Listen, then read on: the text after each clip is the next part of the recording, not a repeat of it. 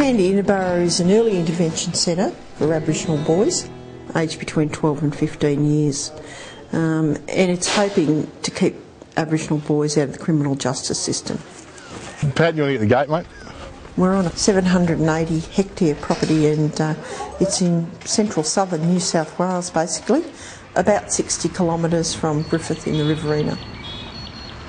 Tirkandi Inaburra means to learn to dream, and the vision of this place is boys to men learning to live their dream. And guys, I've got some really good awards from last week. Creative Writing Award to Dallas Murray. Well done, Dallas.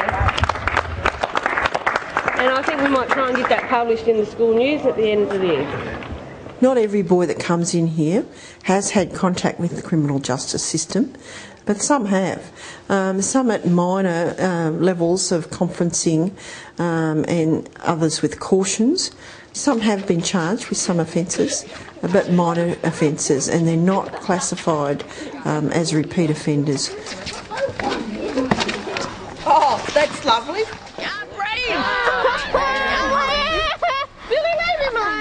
Approximately 50.5% of children incarcerated in juvenile justice facilities are Aboriginal boys. And of that 50.5, 85% of those boys go on to life in the criminal justice system as an adult. So the main aim is to teach these boys that there is an alternate pathway in life, because a lot of these boys have no expectations of themselves and the ability to achieve. And this is to teach them to make better decisions for themselves and therefore change the course of their life. We have had a very positive impact on their life. Their self-esteem, a lot of them that have come in here, and there's quite a few that have come in with a very, very low self-esteem, probably more like an identity type problem, you know, who am I don't really belong here or there, but after being here for a term, a lot of them have realised who they are, I guess. 6, 7, where's the other two? Need to come over here now, cuz, quick. Oi, get over here! Listen, bud, I want to tell you something. At the moment, there's choices to be made in life, is that right? All of us got to make a choice in life. These boys are choosing not to come over, so are they helping themselves from becoming boys to become men? No, they're staying as boys. You blokes have made a choice to come over here and do the right thing, so I give each of you a pat in the back that you're halfway, at least, there to becoming men, because that's what this place is about. I told you these dances we do are important because they're as close as what we can get back to our tribal times for initiation. Okay? This identifies you as Aboriginal fellas, and you might never ever get an opportunity to do this stuff again, so you need to take the opportunity now and to take it serious. All right? Spread yourselves around, get ready for the first dance.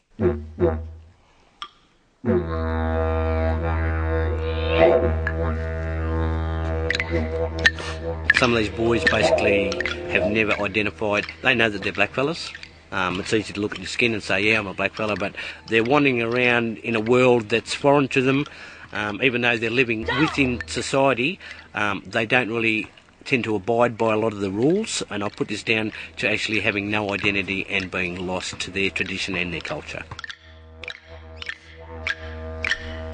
Now, it's getting them to realise that they are of an age where they know right from wrong, and also how important it is for them to move from the point that they are as young boys in a place like Tirkandi, to move on, to actually expand their lives and to grow in the things here and in their culture and identity to become the men that they richly deserve to be and they want to be. Okay boys, this is one of the scar trees that was found on this property. By the size of it, you could be looking at a coolman or a shield. We're doing work at the moment on the environment, and there's an emphasis on how the Aboriginal culture knew how to make the most of the natural resources that we've got and knew how to respect the environment. We keep a search for these sorts of things and a few sticks. The same as we did a healthy living unit last term, and we talked a lot about what they need to do to try to bring back their natural healthy lifestyle. It was good, fun. It's better than the way I used to live and all that. Everything was going bad. Like, when I came here, I felt better about not getting into trouble. I felt better about school, learn about my culture, which I didn't know. Learn to play the didgeridoo, learn to dance, learn different stuff every day. Kept me out of trouble. Been going good ever since then. Yeah. Most of the boys who come to Tirkandi are from very diverse backgrounds. Some come from perfectly well-balanced homes where they might be just truanting from school. Others come from really dysfunctional households where they've seen and been the victim of a lot of abuse. So they're wandering the streets, starting to get into trouble, hanging out with older people and coming to the notice of police. And therefore they're at a big risk of becoming entrenched in the juvenile justice system. Oh, tell him, Uncle Dave. You'll get it back, don't panic. He's going to put it on pen there. No, he's not. No, I'm not. Some of the fellas who come here, the literacy and numeracy levels are way down, sometimes a stage 1 or 2, which is kindy up to year 3 level. You tell me which one's right. Which way will you go home, or the wicked witch cast a spell? The wicked witch. No, that one. Which one do you want? What you said now? The witch. Which way will you go home? Plus. That's the same as that. So what we try to do here is keep them safe, for one thing, and keep them going with programs so they understand then that it's a better option than truanting. Yeah, he missed a bit in there. Pindy did. Oh, Stu. The boys come to Tirkandi Inaburra in one of two ways. They can actually apply themselves, or they can be referred, or we call sponsored, into the program by their parents or government agencies such as DOCS or Juvenile Justice, and they're here from 3 to 6 months. When the boys arrive here, they engage in a program that works from 7 o'clock in the morning till 10 o'clock at night, and that keeps them active and focused. And it's a whole incremental learning program, but the boys respond really well to that rigour. It gives them trust that something is certain in their day, and they know what time they've got to get up, they know what time they've got to go to school, they know what time they've got to go to bed, because after all, they're boys. These are children, and they respond really well to rigour and rules. With some of the boys here, they have no idea of even simple things like keeping themselves clean or doing their own washing or doing their own meals, and it's all taught to them. So by the end of the time they leave here, they can survive. Good job then. I'm not done all. You're not allowed to fill up your drink bottle, okay? What don't you think about rules, John? I put it away. There's no more. No, you're not. You're going to put that in and fill it up. No, there ain't. On arrival, there's a lot of bullying, and there's a lot of arguing and shoving and all the rest of it while they sort out their own pecking order. There's a lot of boys who think the only way to be top dog is to be the baddest, meanest person here. And that's a very difficult time for us because there's a lot of poor behaviour. Don't be fucking Can you No, don't you be talking to me like that. I don't talk to you like that. The vast majority of boys that come here have unacceptable behaviour. They've got learnt behaviours. They don't know how to respond to anger. They don't know how to respond to being challenged. Or in fact, even if they don't know how to do something, they respond inappropriately. You have a little bit of respect, Adrian. I don't deserve that. Well, don't talk to me like that in the first place, okay? Open the door. I'm not serious. Righto, so when you flip it up and catch it, then flip it down and see if you can hit it. What Tirkandi does here is to build their confidence, their self-confidence, and let them know that it's okay not to know how to do something, and everybody's got to learn. Okay. Can you lead me round for a second? I'll give you a lead around. And over the course of time, that self-esteem and self-confidence grows, and with that comes the behavioural change. Yay! Very good. Friday is reward day. We're going to go into Griffith to do some 10-pin bowling again like we did last Friday. If they're behaving badly, they get a red card and they get a consequence for poor behaviour, which means that they've got to wash extra dishes or sweep extra floors or something like that. If they're behaving badly but they stop when they're challenged about that behaviour and they start to modify their behaviour, then we say they're deadly. We celebrate that. If they're behaving well, then we say they're a warrior and they get a reward for that.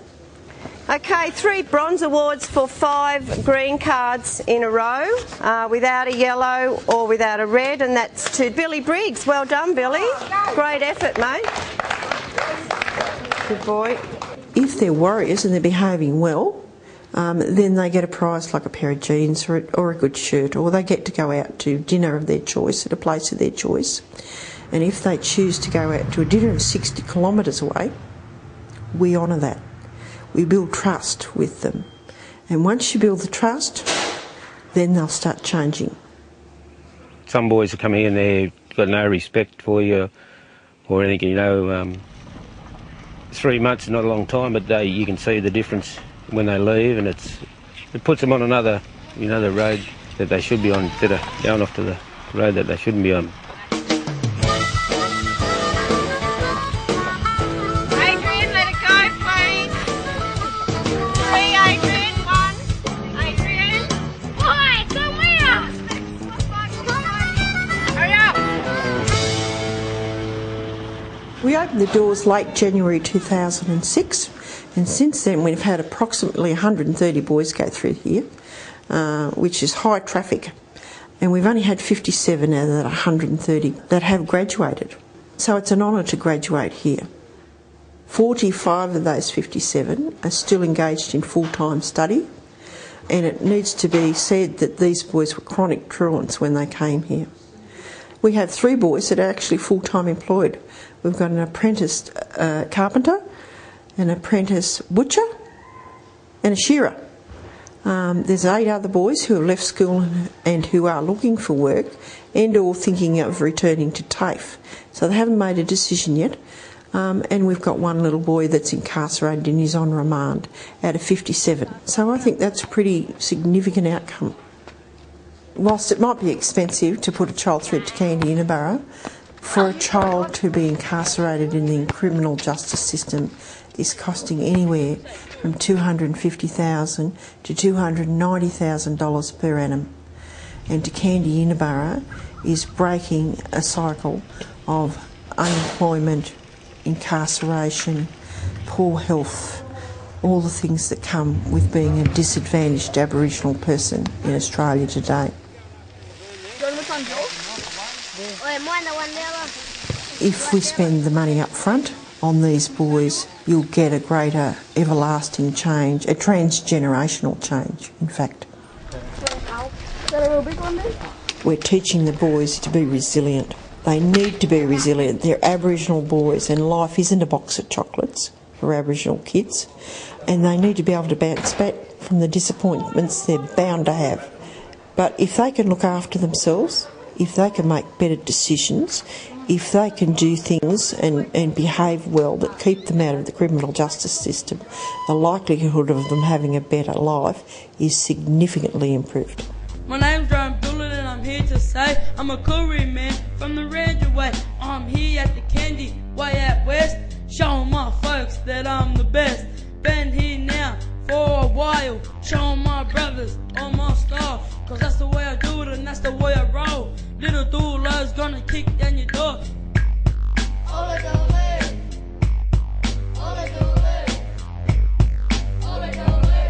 My name is John Payne, yeah, that's my name. I come from Lake and I know my game. So listen everybody, it's time to get down. I'm the one and only Ethan Simpson in town. I box for more spot and I'm pretty deadly, so don't ever think that you'll beat me. Well done, boys. Well done.